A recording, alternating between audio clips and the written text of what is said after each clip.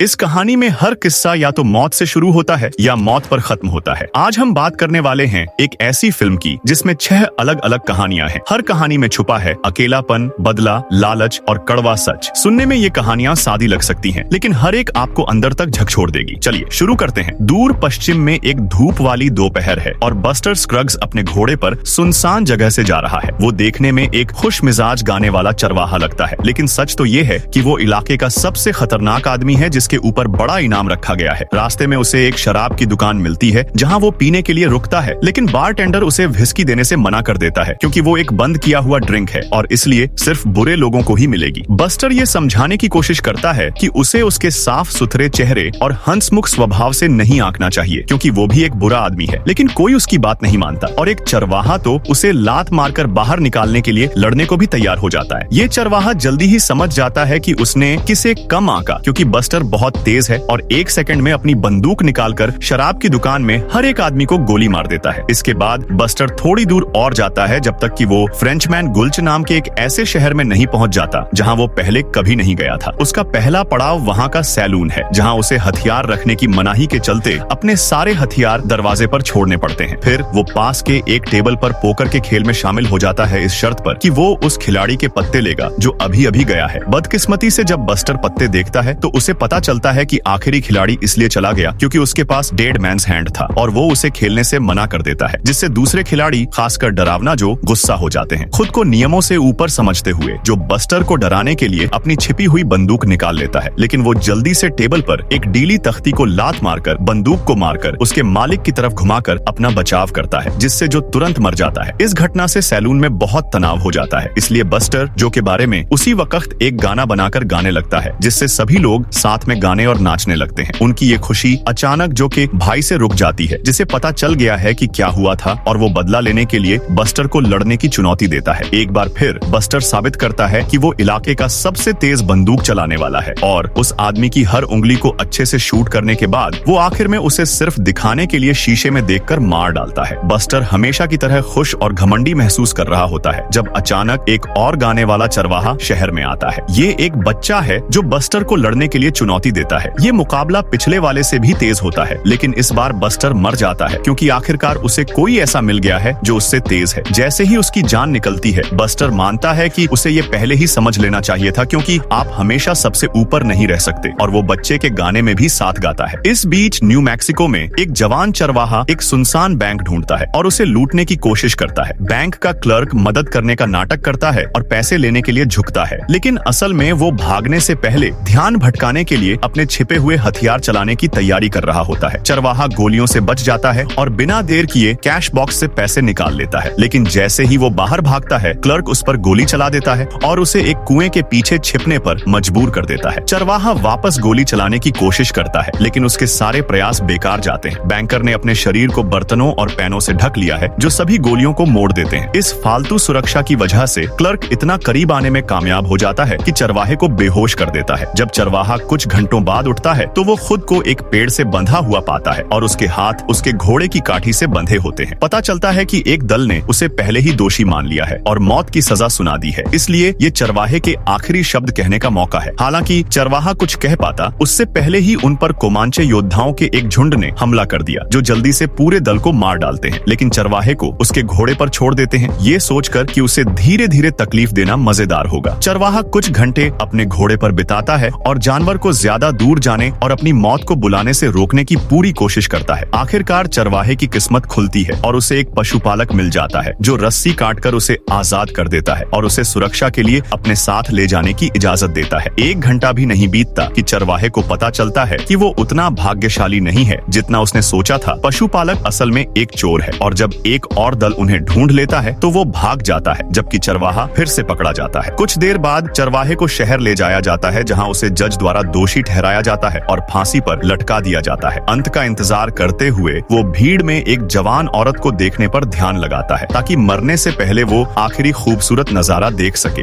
वहाँ से ज्यादा दूर नहीं एक बूढ़ा शो चलाने वाला हैरिसन के साथ घूमता है, एक जवान आदमी जिसके हाथ या पैर नहीं है, लेकिन उसकी आवाज बहुत अच्छी है जिसका इस्तेमाल वो शेक्सपियर और लिंकन वगैरह की पुरानी मशहूर रचनाएं सुनाने के लिए करता है। जिस गाड़ी में वो घूमते हैं वो हर बार जब वो किसी शहर में रुकते हैं तो एक मंच बन जाती है और जब हैरिसन अपनी मशहूर रचना घोषणाएं सुनाता है तो शो चलाने वाला लोगों से पैसे इकट्ठा करता है। वो हैरिसन को खाना खिलाने, उसका मेकअप करने और यहाँ तक कि उसे टॉयलेट जाने में भी मदद करता है। ये एक बहुत ही बेकार और दुख भरा जीवन है और शो चलाने वाला हर दिन हैरिसन से और ज्यादा परेशान हो जाता है। जब वो वेश्यालयों में जाते हैं तो शो चलाने वाला हैरिसन के लिए एक लड़की के पैसे देने की भी परवाह नहीं करता। वो उसे उसी कमरे में छोड़ देता है और अपना मजा करते समय उसे घुमा देता है। इसका मतलब है कि हैरिसन को सब कुछ सुनना पड़ता है। जैसे जैसे वो दूर दराज के पहाड़ी कस्बों में घूमते हैं, लोगों की उनके छोटे से शो में दिलचस्पी कम होती जाती है और वो मुश्किल से कोई पैसा कमा पाते हैं। एक शाम शो चलाने वाला देखता है कि उनके दर्शक बहुत कम है, क्योंकि एक दूसरी गाड़ी ने सबका ध्यान खींचा हुआ है। भीड़ एक मुर्गी के लिए तालियां बजा रही है, जो कुछ पेंट किए हुए नंबरों पर चोंच मारकर आसान जोड़ और घटाव कर सकती है। एक मौका देखकर शो चलाने वाला मुर्गी खरीदने का फैसला करता है और वो उसकी उतनी ही देखभाल करता है जितनी वो हैरिसन की करता है, जो आगे क्या होने वाला है इस बारे में सोचने लगता है। अगले दिन शो चलाने वाला एक पुल के पास गाड़ी रोकता है और नीचे बहने वाली नदी की गहराई नापने के लिए उसमें एक बड़ा पत्थर डालता है। नतीजे ठीक वैसे ही होते हैं जैसे उसे चाहिए होते हैं और थोड़ी देर बाद शो चलाने वाला सिर्फ मुर्गी को साथ लेकर गाड़ी में वापस सड़क पर आ जाता है, क्योंकि हैरिसन को भी नदी में धक्का दे दिया गया है। नदियों की बात करें तो एक नदी पहाड़ से नीचे बह रही है, जहाँ एक बूढ़ा सोना ढूंढने वाला सोना खोजने आया है। शुरुआत में उसके बर्तन में सिर्फ सोने के छोटे छोटे कण मिलते हैं, लेकिन हर बार मात्रा गिनकर वो उस जगह का पीछा करता है जहाँ उसे सोना मिलना चाहिए। वो आदमी नदी के किनारे डेरा भी डालता है और मछली पकड़कर और पक्षियों के घोंसलों से अंडे चुराकर जिंदा रहता है। कई दिनों तक छोटे छोटे गड्ढे खोदने के बाद वो सोने के स्रोत का पता लगाने में कामयाब हो जाता है और गहराई से खुदाई शुरू कर देता है। उसकी गिनती एकदम सही निकलती है और आखिरकार उसे सोने की एक बड़ी खान मिलती है जो उसे अमीर बना देगी। लेकिन बदकिस्मती से जश्न मनाने का वक्त नहीं होता। एक जवान आदमी जो उसका पीछा कर रहा होता है करीब आता है और उसे गोली मार देता है। खुशी में एक सिगरेट बनाने के बाद जवान आदमी लाश को हटाने के लिए गड्ढे में कूदता है, लेकिन बूढ़े आदमी द्वारा उस पर हमला कर दिया जाता है जो सिर्फ मरने का नाटक कर रहा था। बूढ़ा आदमी अपनी बंदूक के लिए उस लड़के से हाथापाई करता है और उसे मार डालता है। फिर वो उसके शरीर की जांच करता है और पक्का करता है कि गोली सीधी लगी थी, वो उसकी पीठ से निकली और किसी जरूरी जगह पर नहीं लगी। घाव पर पट्टी बांधने के बाद बूढ़ा आदमी सोने की खुदाई पूरी करता है, जवान आदमी को गड्ढे में दफनाता है और अपनी नई दौलत के साथ एक घोड़े पर सवार होकर घाटी छोड़ देता है। इस बीच भाई बहन एलिस और गिलबर्ट एक वैगन ट्रेन में शामिल हो गए हैं जो ओरेगन ट्रेल पार कर रही है। गिलबर्ट बिल्कुल अच्छा बिजनेसमैन नहीं है, लेकिन वो दावा करता है कि उसने एक नए बिजनेस पार्टनर से बात की है जो ओरेगन पहुंचने पर उसकी बहन से शादी करने को तैयार है। उनके साथ गिलबर्ट का कुत्ता प्रेसिडेंट पियर्स भी घूम रहा है, जिसे बाकी यात्रियों द्वारा उसकी लगातार भौंकने की वजह से बहुत परेशान करने वाला माना जाता है। यात्रा शुरू होने के कुछ ही देर बाद गिलबर्ट को जोरदार खांसी आती है और हैजा से उसकी मौत हो जाती है। वैगन ट्रेन के लीडर बिली और आर्थर एलिस को उसे दफनाने में मदद करते हैं, उससे ये पूछने के बाद कि क्या वो उनके साथ आगे जाना चाहती है या घर वापस जाएगी। ये महसूस करते हुए कि उसके पास वापस जाने के लिए कुछ नहीं है, एलिस ओरेगन में अपनी किस्मत आजमाने के लिए उनके साथ रहने को मान जाती है। अगले दिन एलिस को और बुरी खबर मिलती है। गिलबर्ट ने जिस लड़के को उनका वैगन चलाने के लिए रखा था, वो दावा करता है कि उसे $400 देने का वादा किया गया था और वो आधी रकम रास्ते के आधे पड़ाव पर पहुंचने पर मिलने की उम्मीद करता है। एलिस के पास पैसे नहीं है और अगर उसके भाई के पास कोई पैसा था भी तो वो उसके कोट में रह गया था, जो अब उसके साथ दफन है। अब वापस जाने के लिए बहुत दूर है, इसलिए एलिस आर्थर और बिली से सलाह मांगती है और आदमी बताते हैं कि ये मजदूरी बहुत ज्यादा है, जरूर आम से ज्यादा है। एलिस सोचती है कि ये गिलबर्ट की गलती है क्योंकि वो एक बुरा बिजनेसमैन था, लेकिन बिली सोचता है कि लड़का झूठ बोल रहा होगा, इसलिए वो उसे सलाह देता है कि अभी उसे इग्नोर करे और जब वो आधे रास्ते पर पहुंचेंगे तो वो उसे सच कबूल करवाने के लिए डराने की कोशिश करेगा। क्योंकि प्रेसिडेंट पियर्स के बारे में लगातार शिकायतें आ रही हैं और एलिस उसकी जिम्मेदारी नहीं लेना चाहती क्योंकि वो उसका नहीं है। गिलबर्ट भी उसे कुत्ते से छुटकारा दिलाने में मदद करता है, उसे घाटी के बीच में ले जाकर और आसमान में गोली चलाकर उसे डरा देता है। यात्रा बिना किसी परेशानी के जारी रहती है और एलिस और बिली को एक साथ कुछ वक्त बिताने का मौका मिलता है, जिससे उन्हें पता चलता है कि वो कई बातों पर एक जैसा सोचते हैं। जब किराए पर रखा गया लड़का अपने पैसे की पक्की खबर मांगता है तो बिली उससे बात करने की कोशिश करता है और नाकाम रहता है, इसलिए वो एलिस को एक दूसरा तरीका बताता है। चूंकि वो कुछ वक्त से